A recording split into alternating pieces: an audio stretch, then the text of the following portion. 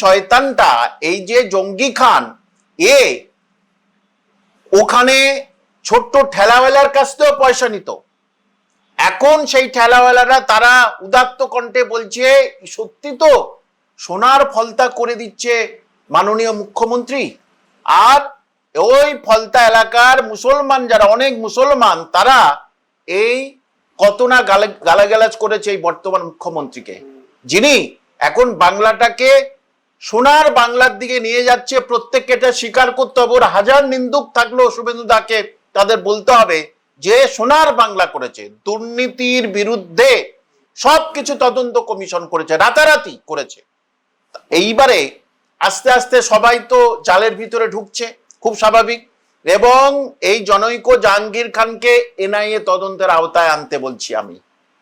এর এনআইএ তদন্তের আওতায়। আর ওখানে আরেকজন আছে, শামীম বলে একজন, হ্যাঁ সেও আছে, সেও জঙ্গি, তাকেও তদন্তের আওতায় আনতে বলছি। সে অনেক কিছু করে নিয়েছে এবং ওই এলাকার মুসলিম ছেলেমেয়েরা এসে বলছে ওর অনেক ছেলে তারা টাকা তুলতো। ওই শামীম, ওর দাদা হচ্ছে কে জঙ্গি খান, জাহাঙ্গীর খান, তার উপরে ছিল ভাইপো, ভাইপোর কাছে টাকা আসতো। এটা তো ঠিক, সবাই বুঝে গেছে যে ও তোলাবাজ ছিল। তবে আমার একটা আপনার চ্যানেলের মধ্যে বলার দরকার যে এই মমতা ব্যানার্জির মারা যাওয়ার পরে উনি অনেক দিন বাঁচুক, কারণ ওনার এই বাংলার উত্থানটা উনি নিজে দেখুক। উনি মারা যাওয়ার পরে ওনার মাথাটা যেন মিউজিয়ামে রাখা হয়। কেন? আর ফরেন্সিক ল্যাবরেটরি থেকে একটু পরীক্ষা করা উচিত, মাথার পৃথিবীর এত মিথ্যাবাদী মাথা আছে কি?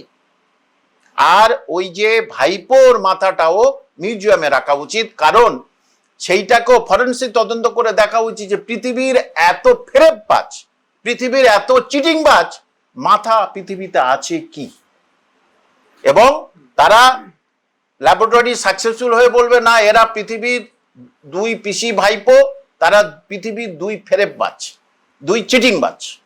সিংহম তো সিংহের মতো আছে, স্বীকার করতে হবে। কারণ সিংহকে দেখতে হবে সে কার রাজ্যে এসেছে, সে শুভেন্দু অধিকারীর রাজ্যে এসেছে, যে সুতরাং সিংহ সিংহই হবে, স্বাভাবিক। এবং যারা ওই ইঁদুর ছিল, ওই যে জাহাঙ্গীর খান কি করতো, কাপড়ে জামায় এরকম জরির কাজ করতো তো, সেখান থেকে ও নার্সিংহোম করেছে, এইসব করেছে। এবং যে মানে একটা বিড়ি 3 দিন করে নিবে খেত ওই জাহাঙ্গীর খান, একটা বিড়ি একটু খান্ডা খেলো নিবে, আবার নেশা হলে আবার খাবে। সে কিনা তার তার কনভয় 20-25টা থানার পুলিশ তার কাছে এসছে। কারণ কি? তোর মারার ভয়, লোকের দেখে ভয় নিশ্চয়ই। শুভেন্দু বাবু সে তো কই অত কনভয় নিয়ে যাচ্ছেন না তো, সে মানুষের ভোটে জিতে এসেছে, মানুষের আশীর্বাদে জিতে এসেছে। আর এরা তো জোর জবরদস্তি করে টাকা তুলতো, কোনো জায়গা বাদ দিত না, কোনো জায়গা বাদ দিত না। ইভেন নার্সিংহোমে ভর্তি হবে মানে সন্তান সম্ভাবনা নারী, সেখানে তার কাছে টাকা দিতে হবে, তবে সে নার্সিংহোমে ভর্তি হতে হবে। ডায়মন্ডাবাদ থেকে শুরু করে ওর যারা লাঠিয়াল ছিল, ওই শামীম ফামি আছে, এরা সব লাঠিয়াল ছিল, এরা এইভাবে টাকা তুলতো বিভিন্ন জায়গায়। সুতরাং সবাইকে গ্যারেজ করেছে, পরিষ্কার এরাও গ্যারেজ হবে, শুধু সময়ের অপেক্ষা।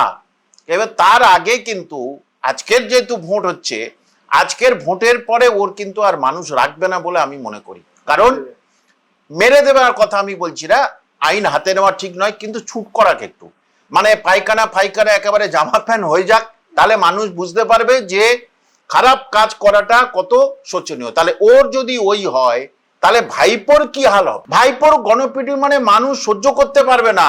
মানুষ অটোমেটিক্যালি এখন তো বাইরে বার হলেই তো মানুষ জুতো দেখাচ্ছে, তা বাইরে বার হলেই তো মানুষ ওকে জুতো পেটা করবে। আমার তো দুর্ভাগ্য যে আমি ওর দেখতে পাচ্ছি না। আমি ওর দেখতে পেলেই মানে মনে হচ্ছে পায়খানা করে দিয়ে সেই পায়খানা দিয়ে ওর মুখে দিয়ে দিই।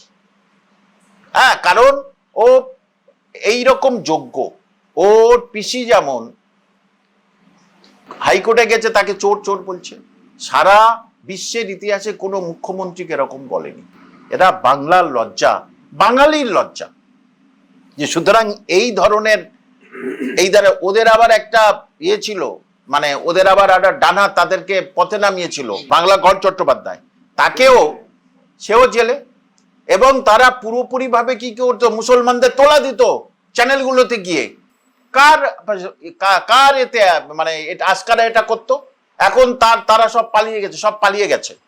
তো তাহলে এই সোনার বাংলাটাকে এক শ্রেণীর মুসলমানকে দিয়ে তোলাবাজি, চোর, চিটিংবাজি এইসব শুরু করেছিল।